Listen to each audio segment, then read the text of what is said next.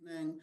My name is Dwayne Kwaysee Wright. I have the privilege of serving as an assistant professor of higher education and administration, as well as the director of diversity, equity, and inclusion initiatives here at the Graduate School of Education and Human Development, which is part of the George Washington University in the nation's capital. And I have the privilege of welcoming you all to our event tonight, which is part of a university seminar sponsored by our Office of the Vice President for Research called Intersectional Masculinities. A little bit about the origin of this seminar, if you will, before we get on to today's sort of event. The seminar Intersectional Masculinities at the intersection or the junction of multiculturalism and patriarchy had its origins about last year. Myself, along with the brilliant scholars James McMaster, Emmanuel Goulart, and Desmond Goss, were having discussions about what was going on at the time, not just in the world, but the political world, and what eventually became the sort of focus on men and boys that came from the 2024 election. And what we noticed was a sort of shaded focus towards a certain type of masculinity, if you will, a certain type of patriarchy, which one didn't represent the full demographics of men and boys that exist in America, and certainly did not represent the full flavors and shades of masculinity, if you will. So we put in for a university seminar here at GW. We were blessed and privileged to get some support from the office. And then we also were able to solicit some co-sponsors. And as this is the last session for the seminar, I'd like to really give a shout out, a thank you, if you will, to all of our co-sponsors, and I've just put them in the chat for this event, that made this and all of our sessions possible. We started with the brilliant James McMaster, who talked about Asian American masculinity last November. Man, that seems like so long ago. The world is ticking. And you can see the video for that event here. After that, we went on, and Manuel Goulart invited Francisco Galate from the University of New Mexico to give a presentation on what heals Chicano masculinity. And he talked about the Jesco sort of shoe, and he talked about Chicano masculinity both from a pervasive lens, but also intersectional lens as well.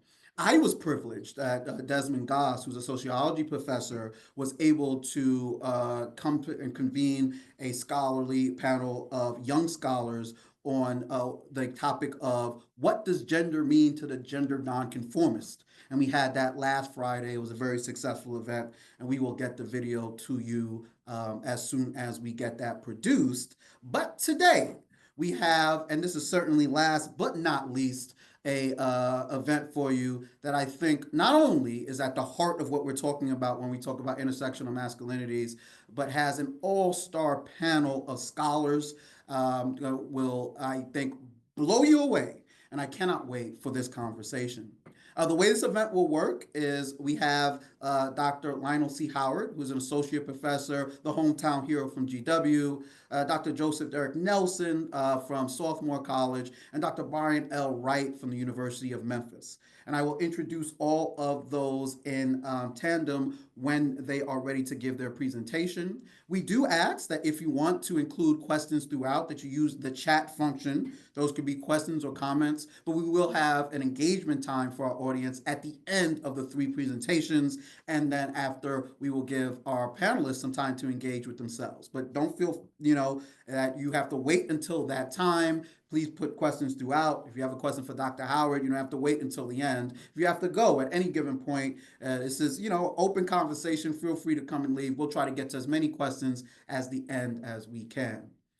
I don't think I have to say this, given the audience that I see out there, but this is an academic conversation. I know the world is a bit crazy right now, and you might say, well, are you even allowed?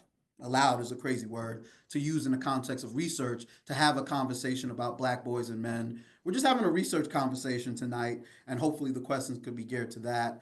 If anyone is here for another purpose, I'm not going to ask you to leave, but behave yourself. We're here to have a research conversation tonight, and less else.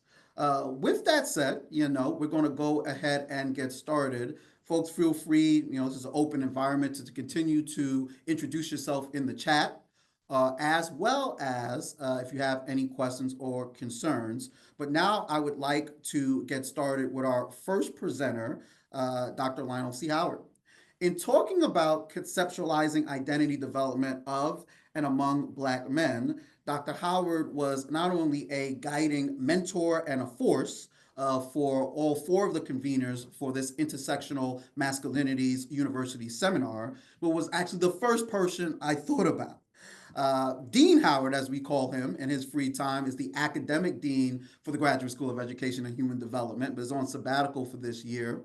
Dr. Howard is a developmental psychologist whose research interests include broadly gender and racial development, identity development, and socialization, motivation, and academic achievement, as well as research methodology. Dr. Howard has worked on several local and national research projects focused on Black child development and improving the educational trajectory and schooling experiences of minoritized students. And I see in the audience we have right here, we have several school teachers, and I think you are among the target audience, so thank you for joining us. Dr. Howard has published in the Journal of Applied Developmental Psychology, the Journal of Black Psychology, the Journal of Boyhood, the International Journal of Inclusive Education, the Journal of Homosexuality, the International Journal of Qualitative Studies in Education, the Harvard Educational Review, and much, much, much more. I won't keep listing it. We'll be here until the end of 6:30, and we don't have the time for that. He's the co-editor of Facing Racism in Education, which was published by the Harvard Education Press. He has received a AD in Human Development and Psychology from Harvard University, a graduate school of education, as well as completed an MA from University of Maryland, right up the street, and a BA in Applied Mathematics and Statistics from William Patterson University in New Jersey. Dr. Howard, how are you feeling tonight? Can you tell us a little bit about the conceptualization of Black men and boys? Great. Thank you, Dr. Wright, for that introduction. You do the best introductions. I think I need you as my publicist. Thanks, everyone, for joining us this evening. And I want to give a special thanks to my dear friends and colleagues, Dr. Wright and Dr. Wilson, for being a part of this seminar. So thank you. Let me share my screen here.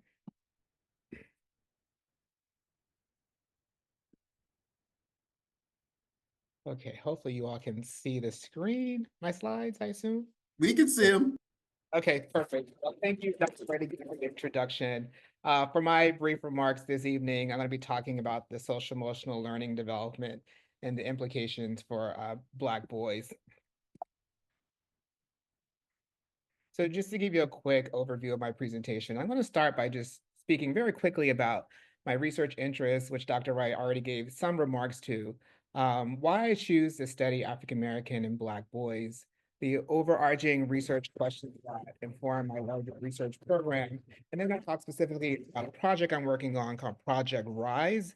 What RISE stands for resiliency, identity, and social emotional development. And hopefully there'll be time for robust questions and answers at the end of all of our presentations.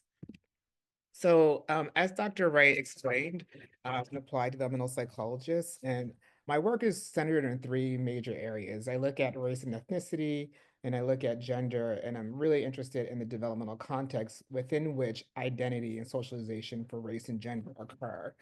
And I'm also interested in research methods, so I thought it'd be clever to add the axis of quantitative and qualitative methods just to demonstrate that. And my running joke is that I'm a recovering statistician, right? So I like to think of myself as someone who is truly a methodologist, and more recently doing more mixed methods and multiple methods when thinking about inquiry as it pertains to the development of Black boys.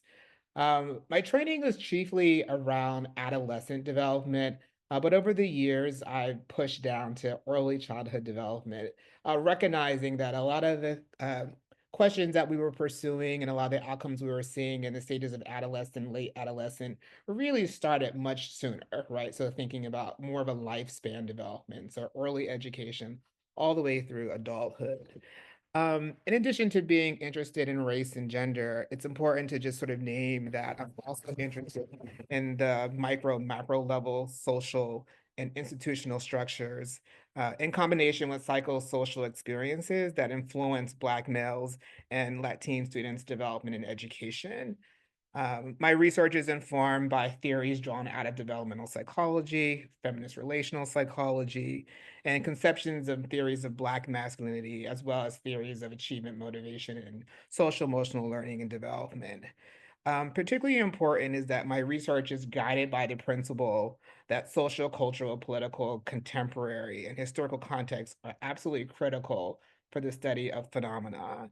And so, to this end, I'm committed to thinking about transformational research and committed to the translation of my research into practice and policy. So, why did I choose to study African American Black kids? So, chiefly, this is drawn out of personal and my professional commitments and experiences. I taught high school math as my first career post college, and I found myself working directly with Black male students in different capacities, whether it was a community college, in undergraduate spaces, as well as graduate spaces. And one of the main reasons I choose to study Black males is just to counter some of the disingenuous characterizations and representations of us in social science literature, right, as well as popular culture and the media. And as a collective, these resources have contributed to an understanding of Black males that is framed around pathological behaviors and deficit outcomes. So my goal in my work is to reframe our understanding by offering counter narratives that explicitly attend to the socio-cultural context informing development, as well as the larger structural and societal factors that are implicated in development. I also believe that it's important to examine the lives of Black males because of what we know about gender and race and ethnicity and certain outcomes. For example, there is an abundance of research that highlights the underachievement of Black boys across grade levels, across age groups. There are also studies that examine behavioral outcomes like violence and aggression and psychological and physical health. And all of this work creates to this tapestry or this portrait of who Black boys are. But most important that when I think about my work in gender, it's really important to think about for Black boys that they are also negotiating their race and ethnic identity as well, oftentimes simultaneously. And so this really calls for an intersectional approach to thinking about inquiry when we're studying the lives and the development of Black boys. So my larger research program is guided by two central questions. The main question is to really understand how African American boys make sense of and understand their gender, race, ethnic identities, and their educational experiences. And I'm specifically interested in thinking about relationships in the context that informs their experiences and their understanding. My program is also interested in the factors and conditions that facilitate or perhaps even arrest the social emotional health, the development and educational outcomes for Black males. So all of my projects lead back to these two central questions. And so with that in mind, I've been working on during my sabbatical and prior to my sabbatical, Project RISE. And as again, RISE stands for Resiliency, Identity, and Social Emotional Development. And the purpose of this project is essentially just to understand how formal early learning environments affect Black boys' social emotional development. I've become more interested in thinking about development and education that happens in pre-K 3, 4, right, and in kindergarten. So thinking about those really early moments when our boys are in learning spaces, whether it's like a home center or a church center or a more formalized education setting and thinking about their education and their development. And this project is guided by three central questions. The first being how school personnel or educators contribute to Black boys' social emotional development. How do parents and caregivers perceive their son's social emotional development? And then how do the boys themselves make sense of and interact within these formal education learning environments? And so there are two primary goals here. As I mentioned, I'm interested in offering counter narratives. And so through this might include describing their experiences, looking for critical events or incidences that shape those experiences, investigating primary relationships with their peers, with teachers, and then thinking about how these experiences connect to key developmental competencies in their educational outcomes. And within this project, I've sort of organized this work around three sort of domains of interest, the primary being social emotional, the social emotional domain, and to specifically gain insight into their social emotional lives by really focusing on how they sort of deal with stress and environmental demands, coping styles, and importantly, how they sort of use social control strategies to regulate their external behavior. The secondary aspects of the project focus on resiliency and identity, and chiefly here interested in sort of the ways in which the exchange happens, the language exchange happens between a child and adult, right? And then thinking about how they navigate difficult interpersonal interactions and how they demonstrate agency and self-efficacy and self-determination. And then finally, the identity piece, which is also really critical for me, is thinking about how do these boys encounter race, ethnicity, and gender? So what are the messages that they're receiving about what it means to be a boy? What does it mean to be a Black person? What does it mean to be a boy who is Black, right? And thinking about the roles and interactions of socializing agents. And these socializing agents could be their parents, caregivers, educators, other significant adults with whom they are having interactions with. So in creating this project and thinking through this project, I started to think about, well, what are the ways in which I could sort of conceptualize the ideas that I want to wrestle with here? And so one of the theories I draw on is Barthelme's ecological systems theory.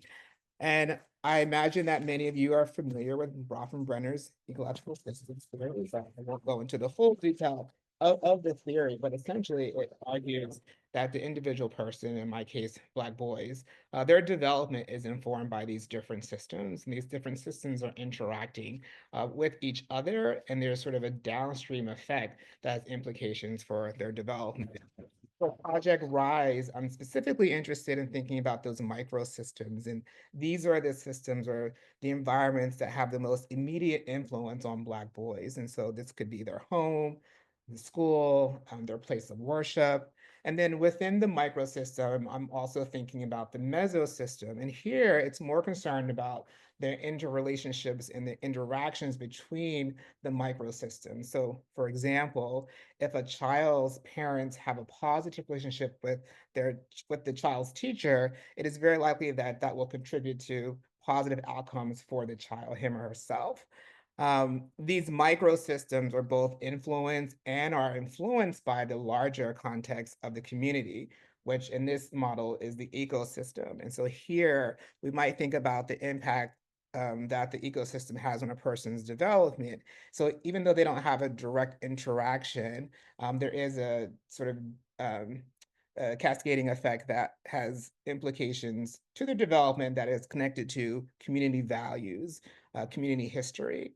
And then finally, there are the other larger systems that are at play too, that are important, but not necessarily the focus of this project, which include the macro system and not illustrated here, the chrono system. And those are important too, because they give us the larger context that families and schools are finding themselves. So if you think about our current social, political, cultural context and the ways in which things are shifting very rapidly, is going to have implication for what happens in schools, in families, and affecting children. In addition to using Bronfenbrenner's ecological systems theory, I also have been looking closely and thinking about the utility of the Castle framework for SEL. Castle has been around for quite a while. There are a lot of folks who draw on this framework or this concept to think about social emotional learning. Essentially, it's a model for social emotional learning that focuses on, excuse me, five sort of core competencies. So those five competencies are in the center of this illustration: self-awareness, self-management, making responsible decision-making, the significance of having appropriate and manageable relationship skills, and a social awareness. And then within these five competencies, they are sort of manifesting, if you will, across four different settings. So the classrooms, within schools, and the larger family structure, and then the larger community. So the project considers the Castle framework alongside Rothenbrenner's ecological systems theory. And so thankfully, there are other brilliant scholars out there who began to sort of put these pieces together. And so it makes my, my work a little bit easier. But we know that there's a lot of research already around social emotional learning and development. And I just wanted to sort of lay out here some of the outcomes that we see when SEL is operating, if you will, in the ways it's supposed to. We see an improvement in how students sort of think about themselves and others. We see more positive social behaviors in classrooms, fewer conduct problems, less emotional distress. So there's evidence that suggests that SEL and supporting SEL has some great outcomes here. But when I was thinking about this work, I was also thinking about this idea that SEL is often targeting the child. And there's a larger ecosystem that's operating within any SEL intervention or curricula that is also important to consider. And so I considered what would be a useful way to think about framing this work. And I came across a really useful framework that was authored by Jones and Bouffard. And essentially, they have taken the Castle ideas and Bronfenbrenner's framework to offer a more developmental and contextually grounded model for thinking about SELs within the context of schools. And so this sort of bridges those two theories and helps me think about the school as the context for development. So within this framework, they scale down those 5 competencies into 3, right? You can sort of imagine how some were integrated. And like the previous slide sort of shows you the outcomes that are possible through SEL, whether they're short-term or longer-term outcomes here. For my project, what's most interesting is thinking about teachers' backgrounds and their own social emotional competency and pedagogical skills. And one of the things I've been sort of wrestling with is this assumption that we make that educators or adults are more advanced in their social emotional competency, right? And I would argue that we've seen observationally and anecdotally where that isn't always the case. And so if a educator is he or her their self don't have good SEL skills and their own sense of competency in those areas, how is it possible to support the development of their students in their classrooms? So really wanting to interrogate that more. And there's just recognizing too that when teachers are lacking or deficient in their social emotional competency, it has profound impacts for Black boys, I would argue. When we see school suspensions happening as early as 3rd grade, when we see soft exposure happening in our early childcare settings, something is awry here, right? And we think about when a teacher sort of brings their full self to their work, they bring their own values and belief systems. They may be responding to class distractions, slights, and other events, or sort of interpreting the kids and their bodies and their interactions as sort of dangerous or disruptive, and what that could mean for their continued engagement in the academic space, right? And also their SEL development. And so it's important to interrogate where are educators in their own sense of competency, and what does that mean for the children that they're in service of. And so we know very clearly that teachers absolutely affect the classroom context, right? How they show up determines what can happen within the classroom space. And so these teachers are also navigating community context and other policies that might be at play. But chiefly for my work is really focusing on teachers' background and their own sense of social emotional competency. So within this project, I have sort of convinced myself, perhaps others, that there are potential implications for this work for educators, right? The first is being, sorry, blocking my site. Them, sort of further developing their own sort of social emotional competency, their own emotional intelligence here, but also teacher well-being, right? So if teachers are stressed out, and we all know that right now the classroom, the school environment, school systems are very stressed. What does that mean for how they're showing up, right? How they're dealing with their students in the classrooms. It could have implications for thinking about the teacher student and the teacher parent relationship, right? And so ways to enhance and improve those dynamics. Sorry, my dog is barking in the background. And then for the Black boys themselves, right, this might be an opportunity to further support their social emotional development and learning, and to further build on positive student-teacher relationships. And more importantly, I would argue, is that this may also help us consider ways to support their continued and uninterrupted engagement in learning and development, right? So continuing to put things in place to support their progression through education and not being expelled or being removed from learning spaces. And then I would also argue that from a programming and intervention standpoint, there's lots of interventions that exist around SEL. There's been studies of these interventions that look at implementation, looking at outcomes. But I would argue that it can only also help us understand more what educators need in terms of training development for their own SE competencies that then sort of affect their students. So I think of it as this sort of cycle. If teachers aren't well and doing this work well, it's not possible for the students to also do well. And then importantly, identifying resources that teachers or educators need to take up this work. And then finally, thinking about implementation fidelity, right? If you've ever tried to introduce the intervention into a system, there's all kinds of competing factors that might get in the way of delivering, for example, the curriculum or creating the environment that is intended to get the desirable outcome. So this could help us in that capacity. So I think I may have gone a little bit long, so I'm going to stop here and happy to take a question or two or to wait until after the other presenters. A little long, but much needed. I think the information was impactful and bountiful. We will take questions at the end of all three presentations, but I must say the sort of reconceptualization of Bronfenbrenner's theory is not only conceptually fluid, but much needed. So hopefully we can engage in a conversation after that. But wait, there's more. We are now going to move on to our second presenter, Dr. Joseph Derrick Nelson. And before I give Dr. Nelson his introduction, let me say no introduction of Dr. Nelson actually does him justice. So I apologize, Dr. Nelson, in advance. Dr. Joseph Nelson is a writer, a teacher editor, a sociologist of race, gender, and education, and I will add is much more. He's an associate professor in the Department of Educational Studies at Swarthmore College, where he is also the chair of Black Studies program, also an affiliate with the Gender and Sexuality Studies program, and he is also the faculty coordinator of the Madeline Mays undergraduate fellowship program at Swarthmore. Apparently, Josephs have figured out how to mimic himself and be seven people at once.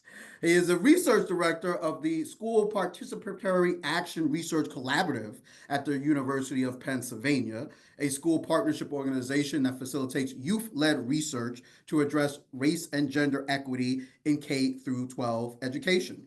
His research examines how schools can be what he calls reimaginative and liberatory institutions for Black children and youth, particularly Black boys, during childhood and early adolescence. To this date, his scholarship has been largely situated within single gender schools and classrooms for Black and Afro-Latinx boys, and it has explored how race and gender stereotypes influence Black boys' identities and academic success in U.S. middle schools, specifically high-achieving Black boys from neighborhoods with concentrated poverty. In the media, his research has been featured in the Washington Post, the Atlantic, National Public Radio. In the United States and abroad, he has presented on his research at AERA, the White House Summit for Children's Media and Toys, the Ideas Festival, the American Educational Studies Association, the International Boys School Coalition, and even out of date, he is presented many, many, many more times and many, many, many other places. In 2021, he became the inaugural fellow for the Boys Club of New York and the co-chair of the Task Force on Boys in Schools with the American Psychological Association for the students. That is the APA that we have you cite with.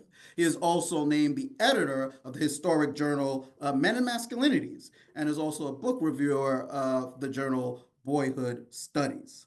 Prior to Swarthmore, he had postdoctoral fellowships at Ford, at the National Academy of Spencer, and in high poverty schools where he grew up in Milwaukee. He was, as Dr. Howard was, a classroom teacher himself. I must say, we were talking about giving people flowers before this. Dr. Nelson, before it's done, you're going to deserve and have earned the entire bouquet. We are honored to hear from you, and I'd love to present Dr. Joseph Nelson. How are you doing, sir? Can you tell us about the conceptualization of Black boys and men? I'm well, Dr. Wright.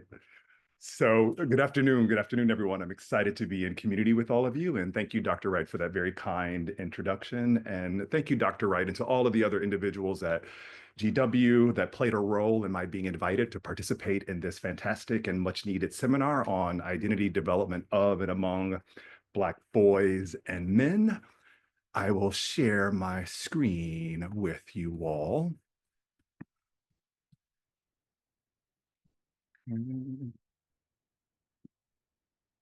All right. Are you able to see my screen okay? We're good? Wonderful.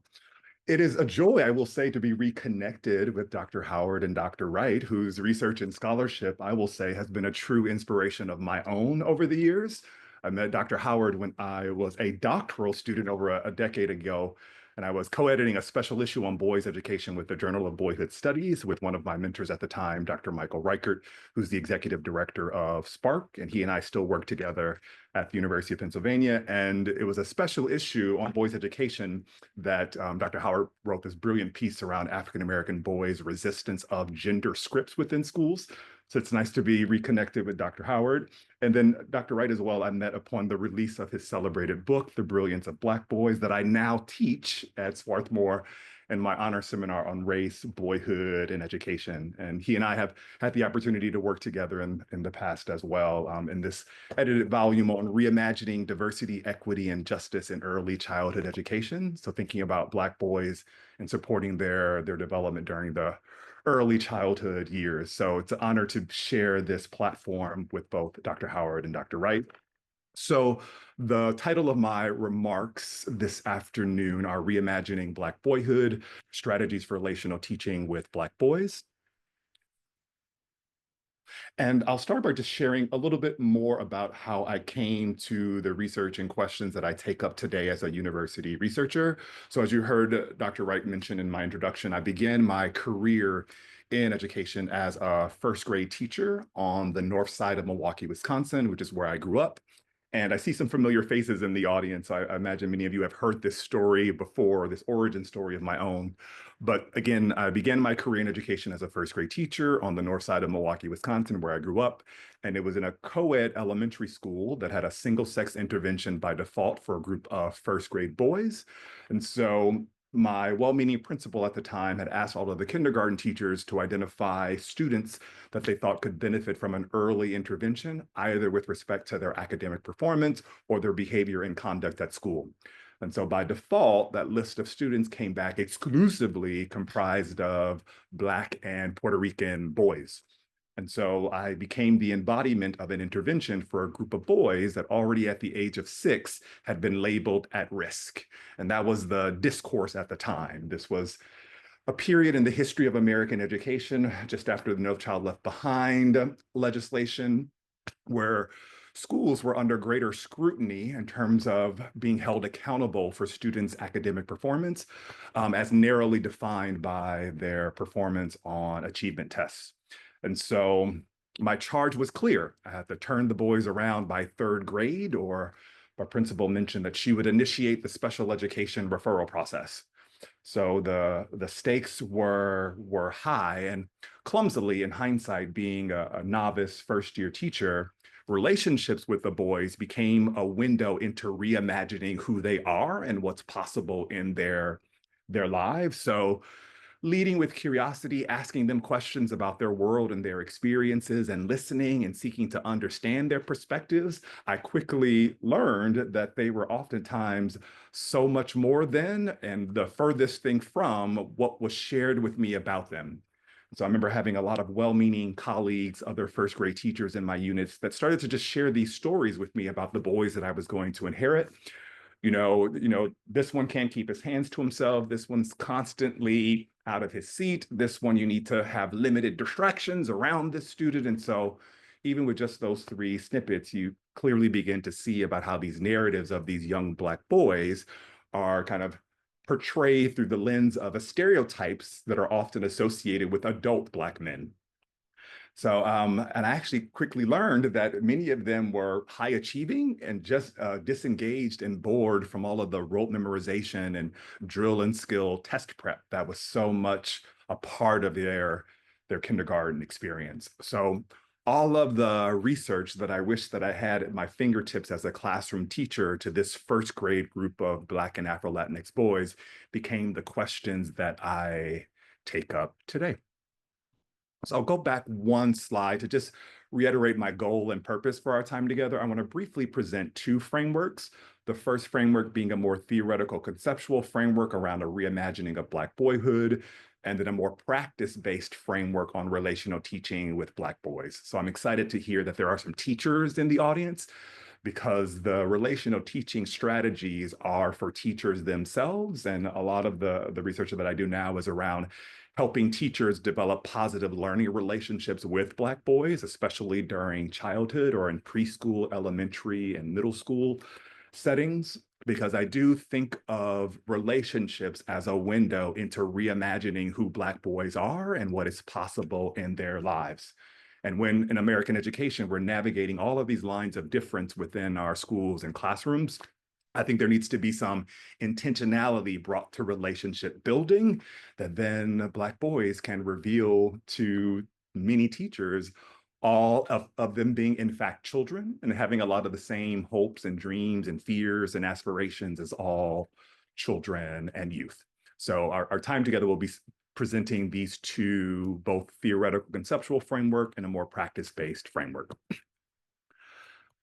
So I will share, and I imagine this may be a part of the resources that are shared with this seminar, but the kind of theoretical conceptual framework around a reimagining of Black boyhood is published in Harvard Ed Review, the subtitle being Toward a Critical Framework for Educational Research Policy and Practice.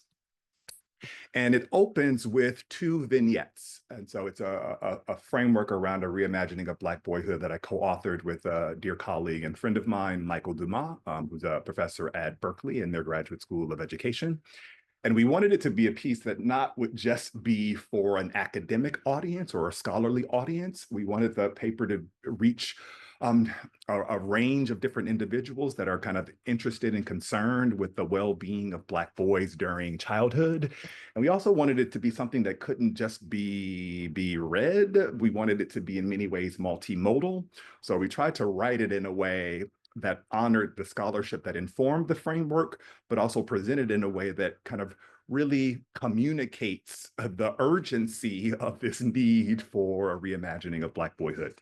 So if I may, I'd like to share two short excerpts from the essay itself. And these two images are kind of the anchor photographs for these two excerpts. So the piece opens with saying, when 12-year-old Tymeer Rice was shot and killed while playing at his neighborhood park, the police officer who fired the gun radioed in, shots fired, male down, Black male, maybe 20.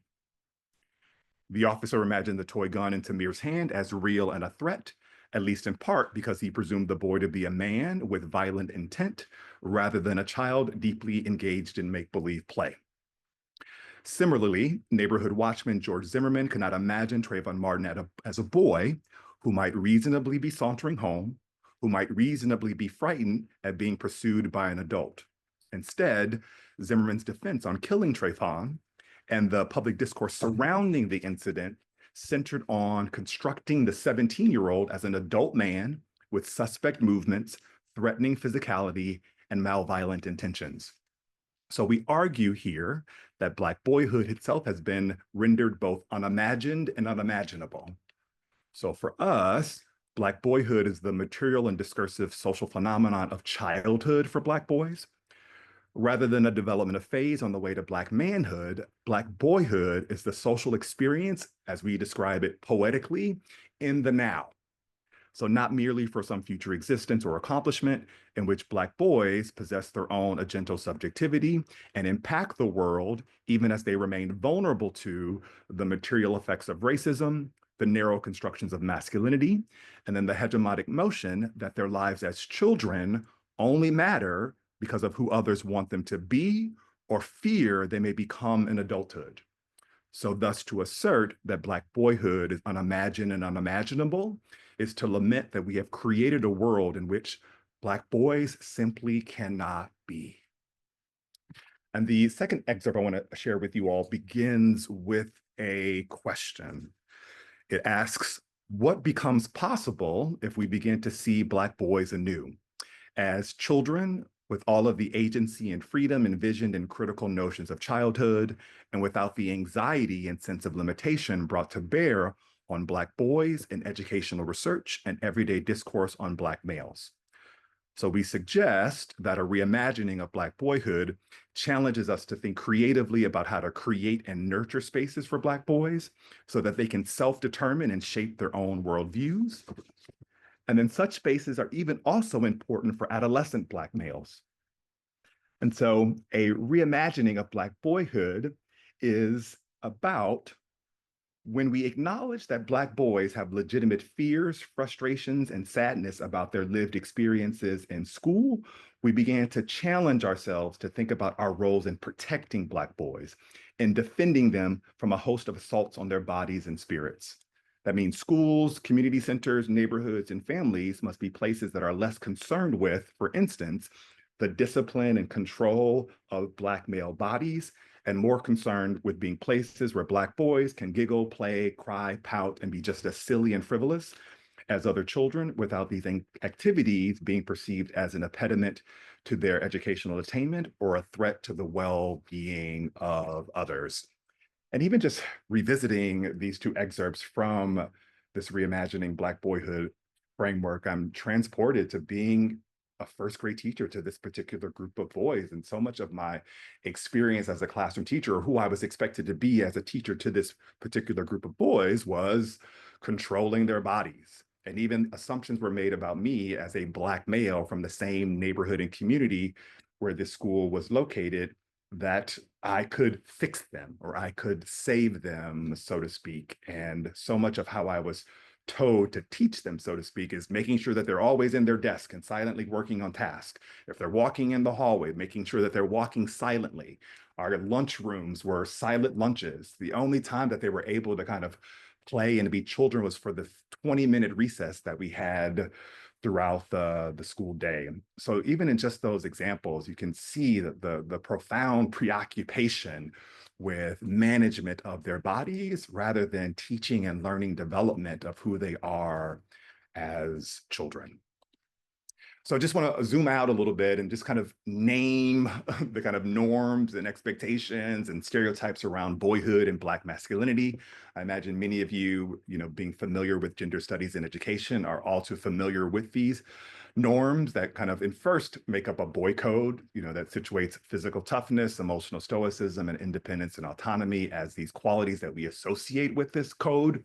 But then within the US context, when we, kind of overlay the boy code with racial and economic oppression, these norms take on a hyper form.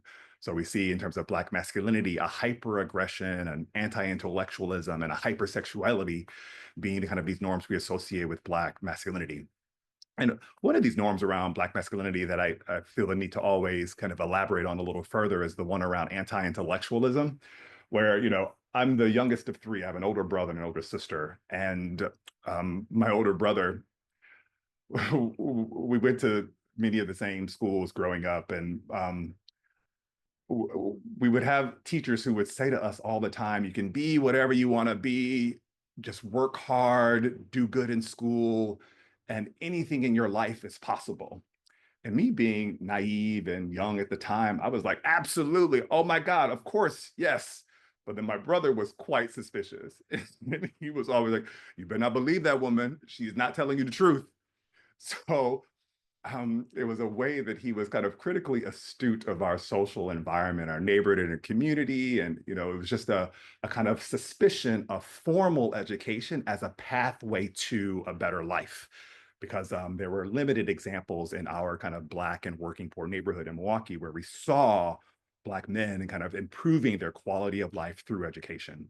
So I think of my brother as very much critically astute, and I'm very aware of social environments and how to navigate them more safely. And me naively kind of believing that education being a pathway forward. So I just always share that as a little example of this kind of norm around anti-intellectualism when it comes to Black boys and men.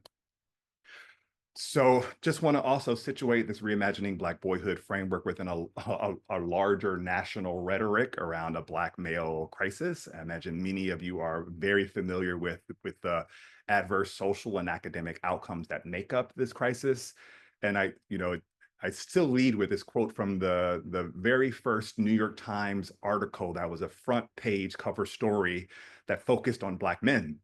And it said, there's something very different happening with young Black men, and it's something we can no longer ignore. So the adverse social and academic outcomes that make up this crisis outside of schools, we see Black boys and men leading the nation in homicide, suicide, and incarceration.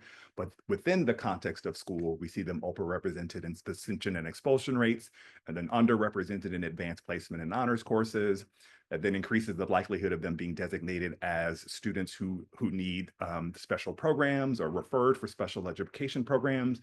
And then we know that being highly correlated with them dropping out of high school. So even in the example too of my being a first grade teacher, my principal said by third grade, if I didn't turn them around academically, that she was going to begin the special education referral process. So, even in my own kind of professional example, we see the reality of this crisis in that sense playing out.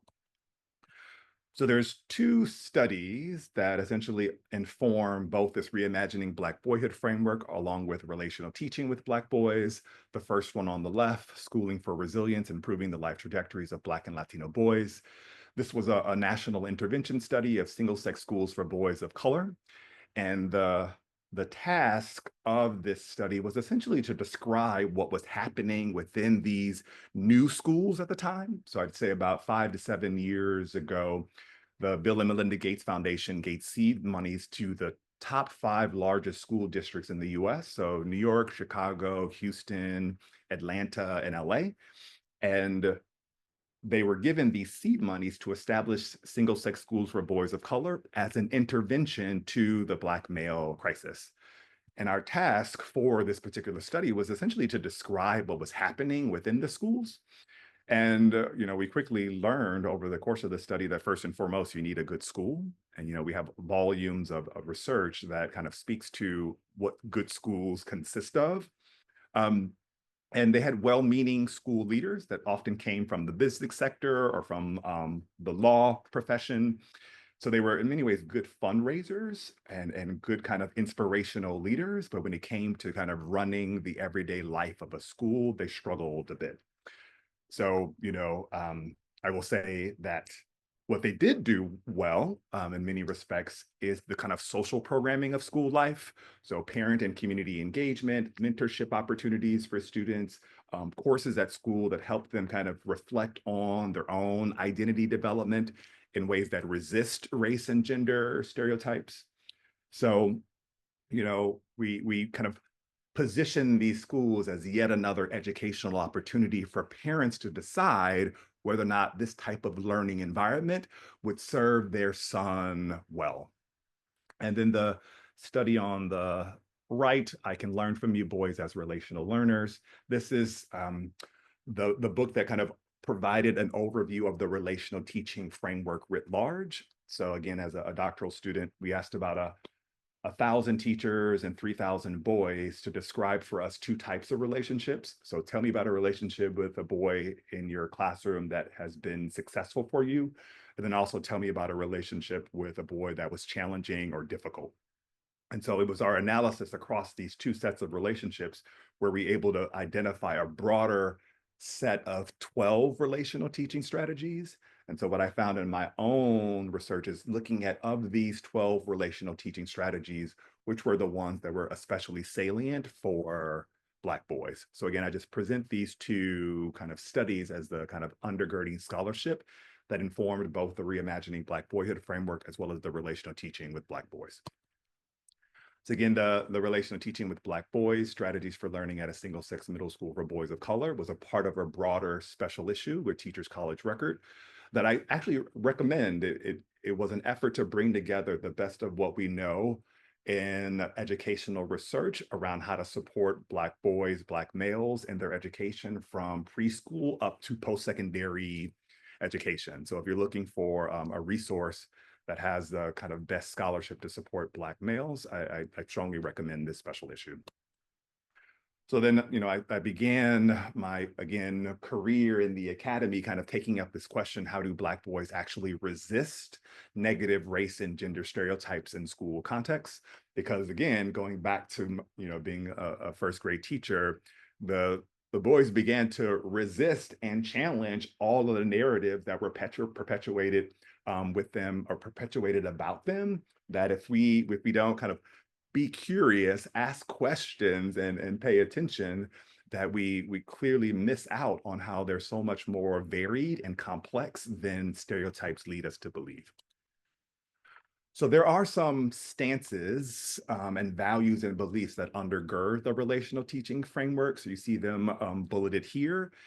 The framework does begin with establishing that the relationship between the boy and his teacher is a working alliance. It is a partnership, it is a collaboration, but it does position the teacher in the role of the relationship manager, meaning that I heard overwhelmingly from boys in their responses to our two prompts that they needed the support of their teacher, particularly at the forging stage in the relationship, or if there's a conflict that emerges in the relationship, that they needed the support of the teacher to kind of repair and kind of cultivate that relationship. They felt overwhelmed or not equipped to be able to kind of work through the challenge of the relationship. So that's why we frame it as a working alliance, but then positions the teacher in the role of the relationship manager.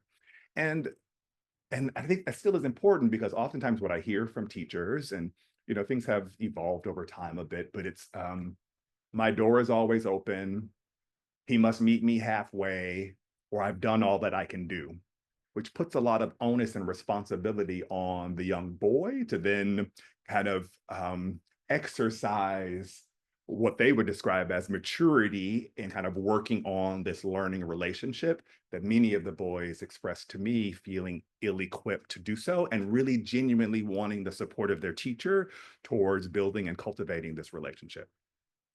The second one is that that teachers are all capable of extending relational gestures to cultivate positive learning relationships. There is sometimes a general belief amongst teachers that some teachers are relational and that others are not. And, it's a stance of the relational teaching framework, is that we as human beings are social and relational creatures, social and relational beings. We all have the capacity to develop deep and connected relationships in our lives. And so it's a matter of helping teachers reconnect themselves to their relational capacities. And then, again, boys expressing the need for these kind of relational gestures being extended at the forging stage, and then when conflicts occur. The framework also acknowledges that relationship struggles are commonplace, that all relationships go through phases of connection, disconnection, and reconnection. So, sometimes it's challenging for teachers to admit, or kind of, it requires a bit of vulnerability to share that they're having struggles in relationships with their, Black male students. And so we just want to make sure that they understand that, as in all relationships, they do go through these cycles again of connection, disconnection, and reconnection. And then lastly, the boys did express that they wanted their teacher from the outset of building the relationship to be able to convey to them some excitement, some passion, some conviction for the subject matter of the course, so that then it established an initial trust in their teachers that they're about to embark upon this journey of learning together. And they wanted from their teachers that sense of, conviction and excitement and mastery of their subject. But they also wanted to feel that the teachers held humane behavioral expectations of them, that they acknowledged that they're children and youth. And, again, as I shared in the vignette earlier, that, sitting in one's desk silently on task, many of the boys would describe as inhumane. and that let's think more creatively or in more innovative ways to think about how to engage boys in learning that acknowledges where they are as children and youth. These are the 4 strategies themselves that emerged as the most salient for Black boys. You know, the first one being reaching out, going beyond. This was a strategy that boys wanted to feel that their personhood was more important to them than a school policy or procedure. But it was in response to, though, a boy's unique learning or social emotional need. And the quick examples I usually give here is if we know that a boy has a food insecurity issue at home, that maybe you have snacks in your classroom, or if the boy stayed after school to get some homework help, that maybe you drive them to the subway stop or the bus stop to shorten their commute home. So, and I share those 2 quick examples because imagine maybe for many of you, those seem commonsensical. Absolutely, you would do those things. But then when you open up the faculty handbook in any school district, these types of gestures would be seen as inappropriate for teachers to do. But then when boys saw teachers reach out and go beyond on their behalf to meet their learning or social emotional need, they were deeply appreciative, and it helped build that positive learning relationship. The second one, personal advocacy. This is a strategy for boys that have really internalized the norms around Black masculinity that were at times in contention with what it means to be a good student. So for here, if, you know, the example I gave is a boy struggling in your math class, you make an effort as a teacher to see the boy in a context within the school where they're doing well, where they're thriving, where they're excelling. So maybe they're a talented musician, maybe they're a beautiful writer, or maybe they play an instrument at their local church, they play the drums. And you go see them in an environment where they're doing well, where they're thriving, where they're excelling, so that you can see the boy in a different light. And yes, that has value as learning the entire boy, but it also it's meant for you to think creatively about how to integrate what you've learned about a part of their life that they're doing well into, for example, the math course that you're teaching. So to kind of re-engage them in the learning within your individual class. Third, establishing common ground, pretty straightforward. A gesture on the part of the teachers just to acknowledge similar interests or talents. It could be having the same favorite Netflix show. It could be having the same Timberland boots, or, you know, a new Apple Watch that you both share. Just these simple gestures where the boys are able to see themselves within their teachers, and then teachers are able to see themselves within the boys. And then the 4th strategy, I will say, is the most challenging, I will say, for me to articulate, but accommodating opposition. An example I give here is maybe in the beginning of a school year, marking period 1, you have a Black boy in your class who's struggling with handing in their homework consistently. You recognize it as a concern. Maybe you reach out to other colleagues and other departments to get ideas or strategies from them about how to support this student's more consistent homework completion. You start implementing some of those interventions during marking period 2, and you see growth. Now they're handing in their homework 95 to 100% of the time. Marking period 3 comes along, and then you see the boy reverting back to their old pattern during marking period 1, where they're not handing in their homework consistently. And so what I heard from boys, and even some of the teachers, what they would do in this moment is implement a stiff consequence that then would land for the boy as inhumane or unfair, or doesn't acknowledge the growth that they experienced during marking period 3, or excuse me, marking period 2. So with accommodating opposition, it's just asking for you to, instead of the knee-jerk stiff consequence, to just be curious, ask questions, to try to understand what might be contributing to the boy reverting back to an old pattern, that then you can tweak the intervention and modify it in some way so that in marking period 3, they can still keep up with their consistent homework completion. And what's important, though, is typically when teachers implement a stiff consequence coming from a place of care and regard about returning to a pattern, it causes the rupture in the relationship. That then during marking period 4, marking period 5, marking period 6, they're not handing in their homework. So it's kind of these purposely selected moments to accommodate a little bit of opposition to preserve the relationship that then ultimately supports their learning and development. So typically in workshop settings, I would ask teachers to think about, who are some Black boys in their own lives that they've had successful relationships with, or relationships that they feel are in need of growth, and think about the ways potentially could the strategies be helpful to you or not, or maybe you've used some of them in the past and it gives you a deeper sense of how you've been able to foster a positive learning relationship, or maybe ones that you would want to use in the future to kind of cultivate a positive learning relationship with other boys. So I just share that as, the way to give you an opportunity maybe after the seminar to think about those relationships. And then lastly, what I'll conclude with is just some important things to take away from both kind of reimagining Black boyhood and then kind of relationships as a window into their reimagining is the relational teaching framework itself is not intended to communicate or overstate that you'll have overwhelmingly positive relationships with all Black boys in your classroom. But the goal, however, is to have a relational antenna up to be able to see or recognize if the boy has at least one adult within the school building that they have a positive, close relationship with. And if not, what can you do within your role to potentially facilitate that? Also, to acknowledge that there are sometimes life circumstances that seem insurmountable that you have to kind of contend with or navigate in your own building of a positive learning relationship with Black boys in your class.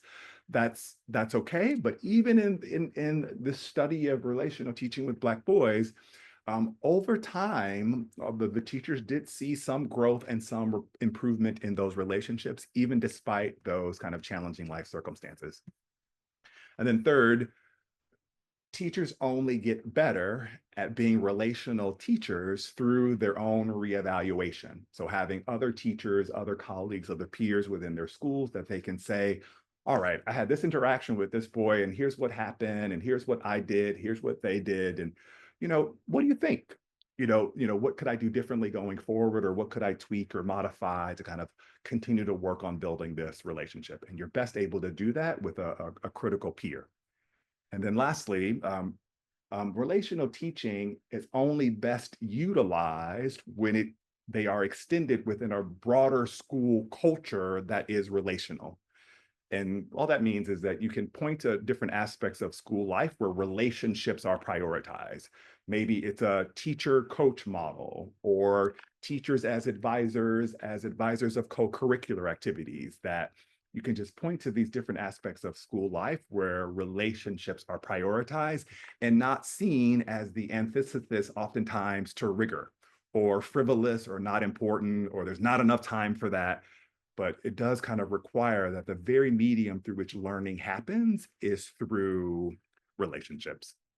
And so I'll conclude there, and I'll just share that, as a scholar, researcher, professor, teacher, educator now, like I think of this phase of my career as partnering with community-based organizations that are working directly with boys in youth development spaces or in schools. And so, just as an example of some kind of the work that's been happening, to being a fellow with the Boys Club of New York, helping them establish a professional advisory council of scholars and practitioners who have different areas of expertise in boys' lives, so that then they would lead professional learning sessions with Boys Club staff as they work directly with boys, but doing so from a reimagining of boyhood framework, recognizing that there are a diversity of boyhoods and not just one stereotypical one. And then helping the Boys Club build out a collaborative between the Young Men's Clinic at Columbia's Medical School, which is comprised of adolescent male physicians that work with young boys and men around their kind of social and emotional and physical health. And then Boys Prep Charter School in the Bronx. So helping the boys from the Boys Club be able to participate in or take advantage of the services at the Young Men's Clinic, that then also boys at Boys Prep Charter School in the Bronx are able to participate in the after school and Saturday programs for BCNY. So again, just examples of how we as researchers can apply our work to kind of community organizations and schools. And then lastly, the American Institute for Boys and Men have been established by Richard Reeves, author of the book of Boys and Men.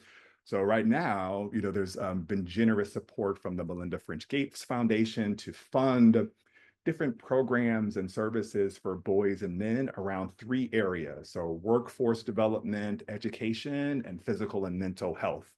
So, how to then use these funds to support organizations on the ground that are helping boys and men thrive throughout our society. So I just share those as examples of what we all can do as scholars to continue to support boys' success. And then I'm probably over time, forgive me. What I'll leave you with is, if you want a deeper dive into some of these issues, On Point and NPR just recently did a 4-part series called Falling Behind: The Miseducation of America's Boys. There's 4 episodes. And so you hear myself and others talk about different ways of supporting boys within schools. And then also Harvard Magazine as well did their most recent issue had a piece on the new gender gaps, what to do as men and boys fall behind. I'll put both of those in the chat for you as just resources that you can continue to consult. Thank you very much. That was certainly a full meal, Dr. Nelson. Thank you for all of that. And you have generated several questions that we hope to get to in a second. Folks, I know it's beyond the 6 p.m. Time, and if anyone has to go, feel free to do so, but feel free to leave your question in the chat. We will get to as many as we can right after this last presentation. However, but first, before we get to that, I'm not sure we could have had a webinar on conceptualizing the development of Black boys and men without Dr. Brian L. Wright. Dr. Brian L. Wright is an associate professor and the coordinator of the Integrated Early Childhood Program at the University of Memphis. He also serves as the chair of the Special Interest Group, or SIG, as we call it. We love our acronyms in academia, of Critical Perspectives in Early Child Education of the American Educational Research Association, AERA. His research focuses on high-achieving African-American boys in urban schools, P through 12, racial ethnic identity development among boys and young men of color, African-American males as early childhood teachers, as well as teacher identity development. He is listed in the Rise for Boys and Men Color of Expert Directory, a social directory of more than 100 researchers and evaluators who rigorously and routinely study boys and men of color and evaluate programs to serve them. He's the author of more than 100 research articles and book chapters, and the author of the award-winning book, The Brilliance of Black Boys, Cultivating School Success in Early Grades, which we'll put in the chat for you. If you have not had a chance to check that out, you're really missing out and should. That Brilliance of Black Boys is published by the Teachers College Press, Columbia University. Dr. Wright is also the co-editor and author of the award-winning book, damn, he did so much, Developmentally Appropriate Practice in Early Childhood Programs, Serving Children from Birth through Age 8. He is also the editor of the forthcoming Bloomsburg Handbook of Critical Perspectives in Early Childhood. And I will give a personal shout out to my brother from another mother, Dr. Brian Wright.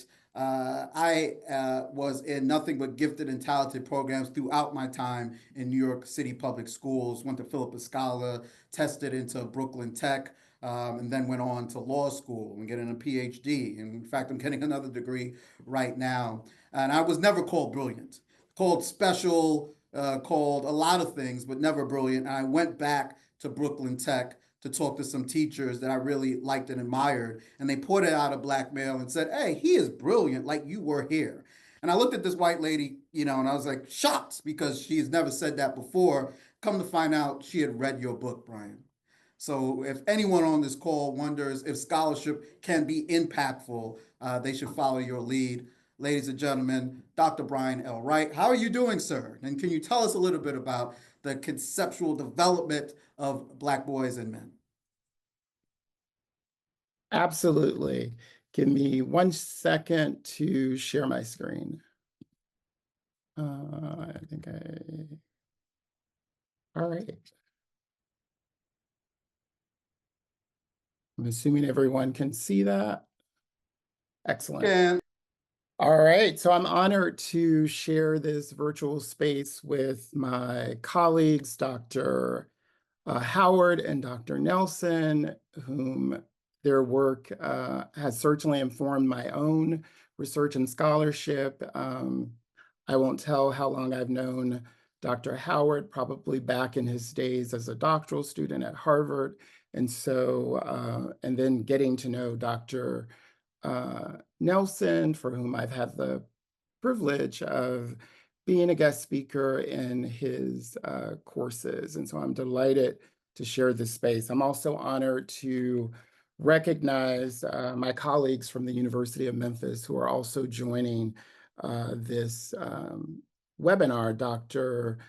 Owens Mosby, Dr. William Hunter, Dr. Beverly Cross, and my department chair, Dr. Sandra Cooley-Nichols. So I appreciate them taking time as we're at the end of the semester, like so many, to be a part of this. And so my work is informed by my longstanding career as a teacher of young children in both Virginia and New York, and more recently, I shouldn't say recently, several decades ago in Boston Public Schools. And so having had a significant amount of my teaching career focused on Black boys, because typically in early childhood, which is not dominated by men and certainly not Black men, frequently when hired in the capacity of a classroom teacher, you often find yourselves in schools where your classrooms are dominated by what schools have described or deemed as problems, or boys who are in dire need of sort of role models and all of the sort of stereotypical things that go along with the framing of these sort of pathologies that have sort of reinscribed and reified many of the things that I hope to dispel, and my colleagues have already done so here. And so in my presentation, I really want to talk about the importance of preparing early childhood teachers for the context of classrooms when working with all children, but particularly Black boys. And then I want to talk about, how am I framing this work, and what does it mean to create these identity-safe classrooms for Black boys in which they can actualize their big ideas, and their brilliance can certainly come through. And so I want to start with sort of framing the importance of what does it mean to sort of create a caring and equitable learning environment for Black boys. I think in my role as a teacher educator and certainly preparing teachers in a context in which overwhelmingly teachers in early childhood are white and female, many of whom have grown up in insular environments where they've had sort of little racial, ethnic, religious, and other forms of diversity. And interestingly, they've not been taught to necessarily think about the world critically or their position in it. And so in my role as a teacher educator, I spend a lot of time helping teacher candidates to really understand the socio-historical, socio-political, and socio-cultural contexts in which Black boys have been treated and their responses. It's in the treatment and the responses that I think it's vital to helping early childhood teachers develop not only cultural competencies, but also, as I have recently been exploring as a result of learning this from my colleague, Dr. Howard, this whole notion of cultural humility and what it means to be critically reflective of the kinds of things that you do on a day-to-day, particularly within your practice as a classroom teacher. And so with that said, I want to advance my slide to really frame some of the things, again, that I want to sort of highlight, really echoing what my colleagues have already said around some of the social ills that are facing Black boys, in this case, in early childhood. And when I say early childhood, I'm referring to pre-K, so pre-kindergarten through third grade. So that's roughly 3 and 4-year-olds to 8 years old. I want to share some data from the Office for Civil Rights, which in the current administration, we have no access to these data, but I want to share some of it here. I want to explore some of the approaches to thinking about how do we assess academic and cultural brilliance of Black boys, And I'll do that through multicultural, multi-ethnic children's literature as a way to promote Black boys' personal and cultural identities. And so I want to start with this notion of equity, because I think, as my title mentions, the importance of creating these caring and equitable learning environments does require that teacher candidates really understand, what do we mean by equity? And so briefly, I'll read this. Equity refers to the ability to point to historical and structural barriers that were intentionally placed in schools and society as norms to marginalize, oppress, repress, objectify, and exclude vulnerable populations. And so understanding that means also committing to identifying what those barriers are so that they, meaning teachers, can disrupt them so that they can ensure that they're creating sort of equitable access and opportunity, in this case for Black boys. And so in this presentation, the hope is to provide you with ways in which teacher candidates can transform the conditions whereby Black boys experience schooling, teaching, and also learning. And so I frame this with this sort of contrast of the realities of Black boys in our nation's schools. And so frequently their schooling experiences are really circumscribed by these things such as rigidity around behavioral charts, monolingualism, punishment systems, and really this denial of their movement. Because very often when Black bodies are in motion, that is taken up in ways as threatening, as in problematic kinds of ways. And so it's really interesting to think about how the schooling day of Black boys is really sort of militarized in some ways. It's very rigid, and it's structured around controlling for discipline, controlling their ability to be free, to be boys, and to really enjoy the joys of childhood. And so it sort of reinscribes the sort of idea that to be a Black boy in America is often a double-edged sword. They are preoccupied with certainly telling themselves that they're brilliant, that they're beautiful, and that they're free, while simultaneously acknowledging that the world will not always treat them well. And so I argue that when schools and society treat Black boys as if they're a threat, they remove their humanity. And so when we don't see the humanity in someone, we begin to dehumanize them in very troubling and insidious ways.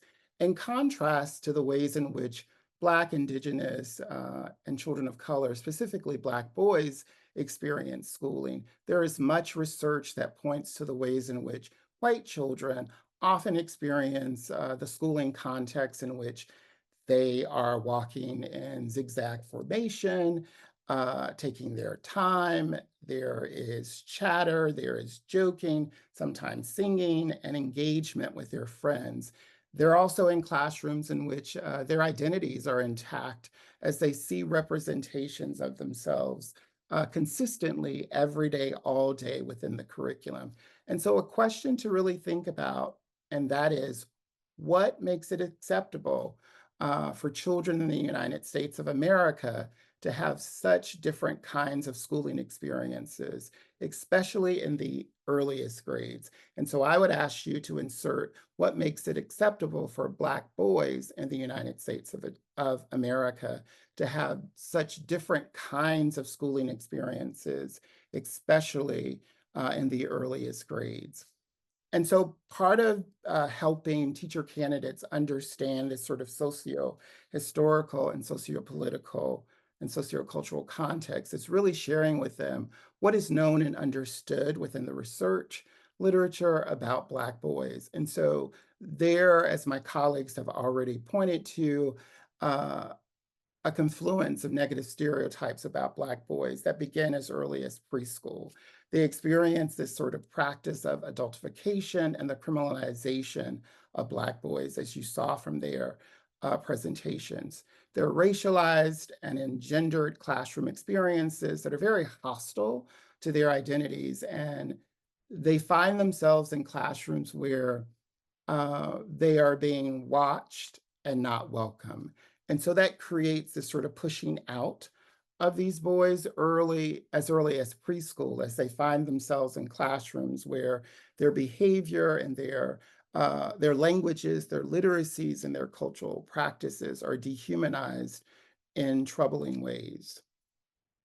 And so these spaces for Black boys become these sort of holding patterns, or what I describe in The Brilliance of Black Boys as discipline hubs. And in this sort of context, they find themselves being expelled and experience expulsion as early as kindergarten, as early as preschool. And so preschool age boys are 4 times as likely to be expelled as girls. Black children are expelled almost twice as often as Latinx and white children, and more than 5 times as often as Asian American children. And so the early work of Walter Gillum, which is also supported and evidenced in the U.S. Department of Education, Office for Civil Rights, is really getting at, and this data historically have been done biennially inside of schools to really look at what are these patterns that are happening when we think about Black boys representing only 19% of the preschool enrollment, and yet they represent 45% of preschool children receiving 1 or more out-of-school suspensions. And so when I share this data with teacher candidates, they're asked to really think about what's operating here, what's contributing to this excessiveness in terms of suspension and expulsion. And they can't begin to point to, which is easy to do, to locate pathologies within Black boys, their families, and communities. We have to start to look systemically and structurally at schools as institutions that represent and reflect many of the sort of asymmetrical things that we see out in the world. And it's hard for them to imagine early care and education as a place that's really plagued with the very racial inequities and injustices that we see out in the world, because they think of early childhood as this sort of protected place set aside from everything else where these kinds of things do not happen. And so trying to relanguage that and unlearn that is a challenge, but one that I'm up for. And so when we think about Black boys in terms of the ways in which race and gender circumscribe their experiences, here's evidence of that when we think about the discipline and zero tolerance policies in which the data previously, the overrepresentation of Black boys in these areas, the disproportionality of Black boys assigned to special education with regard to learning disability, emotional and behavioral disorders, intellectual disability, and developmental delay. And then the underrepresentation of Black boys in gifted education. And so these are outcomes from these sort of contexts in which Black boys' identities are always on being challenged, suspect, criminalized, dehumanized in very problematic ways. And so how do we move from this sort of deficit framing of Black boys? I typically introduce to teacher candidates the work of Sean Harper and certainly others who utilize this anti-deficit achievement framework, which really inverts questions that are commonly asked about educational disadvantage, underrepresentation, insufficient preparation, academic underperformance, disengagement, and Black male student attrition. And so in his work, he really challenges this sort of deficit framing that happens. And the argument is made that even when the master narrative provides examples, as I do in my work, as Dr. Nelson and Dr. Howard do in their work, there is this investment in that sort of narrative of Black boys in terms of what they're not, as opposed to what they are. And so this deficit thinking has not only sort of framed the media portrayals of Black boys and males, but they've also affected the way that Black boys and males begin to see themselves, but also how they're treated in schools by teachers and their peers, and certainly out in the world. And so moving from this sort of deficit um, narrative and utilizing this sort of anti-deficit achievement framework, it really does invoke this sort of set of questions to begin to ask. And that is, for example, if instead of asking these sort of deficit-oriented questions, such as why are Black boys not succeeding in education, an anti-deficit achievement framework begins to ask questions around resiliency and collectivism. And as you can see from these questions, how do Black boys from low resource schools manage to succeed in schools? And then bringing in this sort of community perspective, what can be done as a school community to see the strengths and potential of Black boys and males pre-K-12 and certainly beyond. And so moving forward,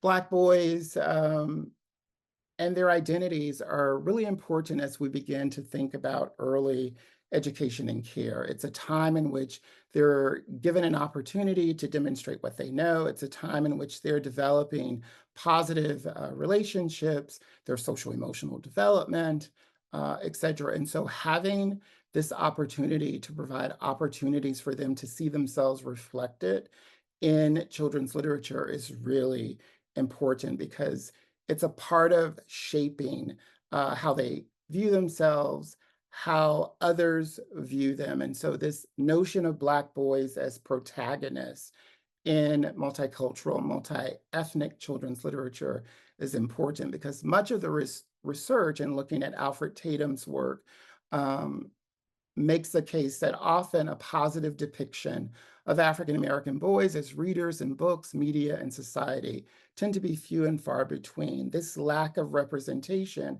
has the potential to influence how Black boys see themselves as readers.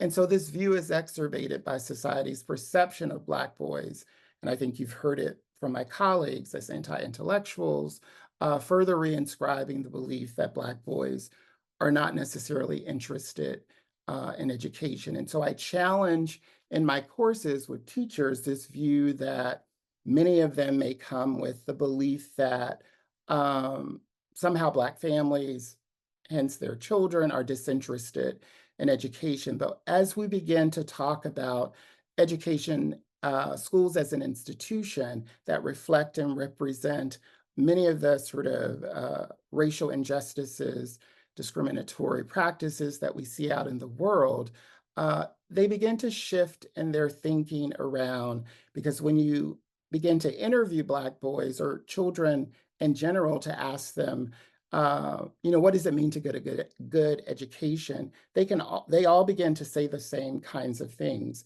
And so they're not pushing back against the value necessarily of education. They're challenging the institution that has rendered them invisible in the curriculum, in other aspects of the school day. And so representation matters. And I think the work of Rudine Sims Bishop, who did some important work around why it's important for children to see themselves reflected, as she used the metaphor of mirror books and window books and sliding glass doors. And so the mirrors of children, Black boys in this case, seeing themselves reflected is important. Having windows into other cultural experiences and being able to move with ease and fluidity back and forth between those experiences. And so part of creating or helping teachers to create these sort of caring and equitable learning environments is opportunities for Black boys in this case to see themselves reflected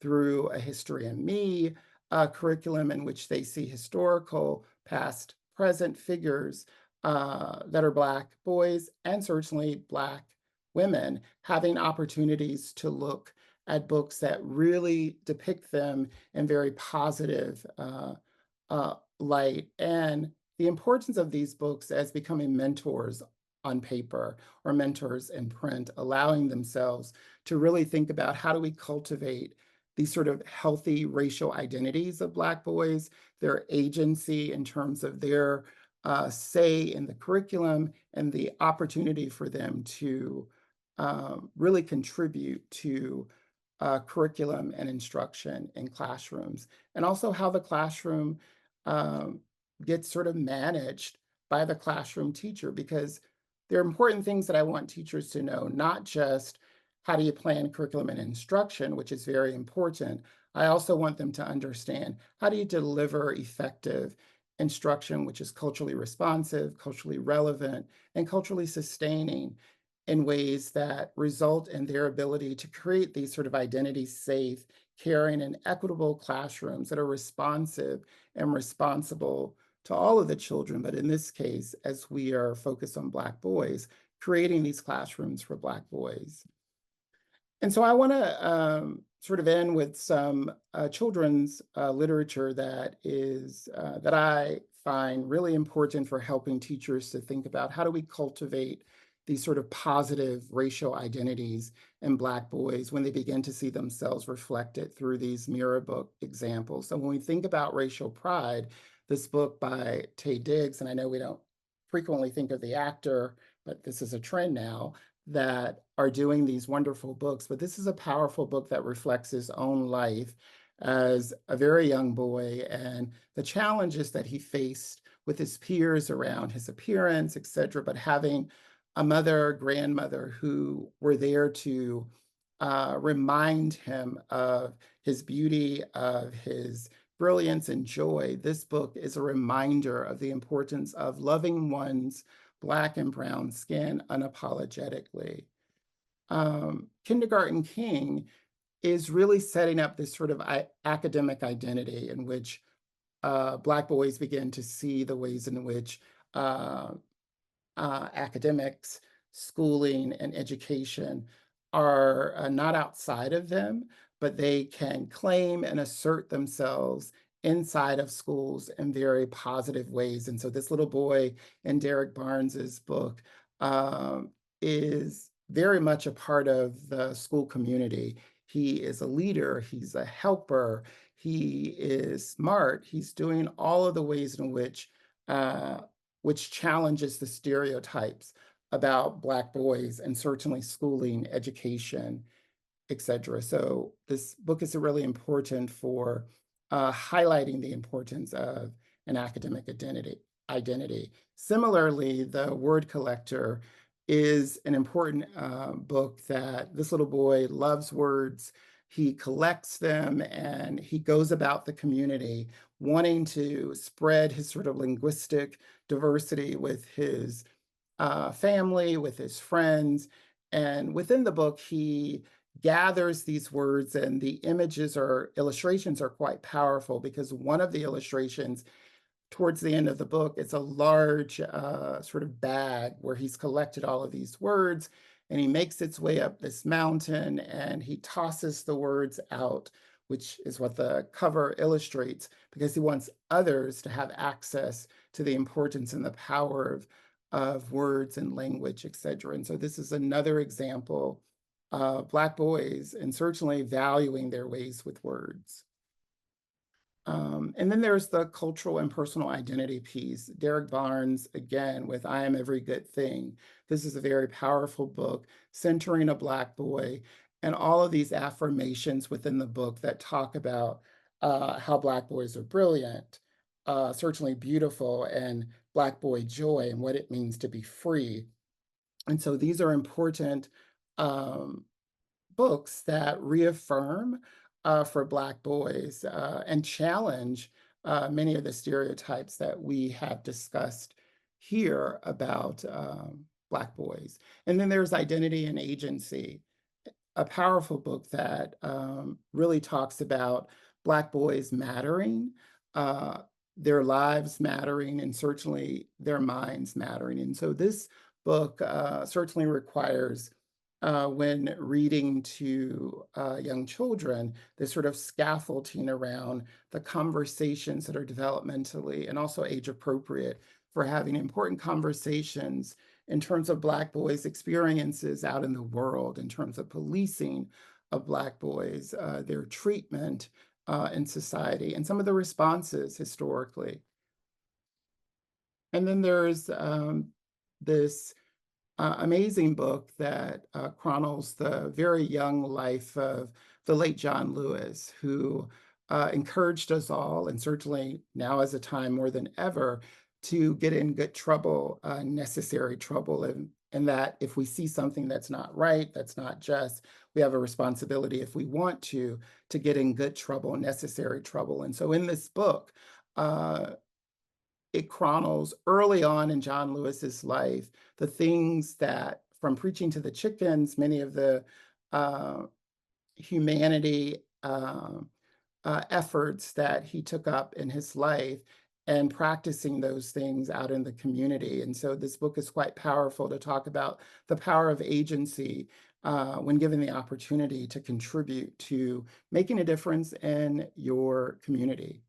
And then finally, many of these books are highlighted in The Brilliance of Black Boys, in which I talk about the ways in which teachers can utilize these resources in creating an identity-safe classroom. And so I think the charge, when I look across all of the presentations, is a quote from Sean Harper, and that is, researchers, school personnel, and communities who endeavor to improve African-American male success in education should commit at least a fraction of their intellectual efforts to studying those within the race who have earned good grades, avoided trouble and school suspension, assumed leadership positions on their campuses, responded productively to racist stereotypes, resolved masculine identity conflicts, amassed social capital that they previously lacked, and negotiated same-race peer support for their school achievement. And I would argue, what can we learn from those boys who are thriving in the context of schools so that we can also help those who may struggle? But I think this charge is something that I think cuts across all of the papers. And so thank you.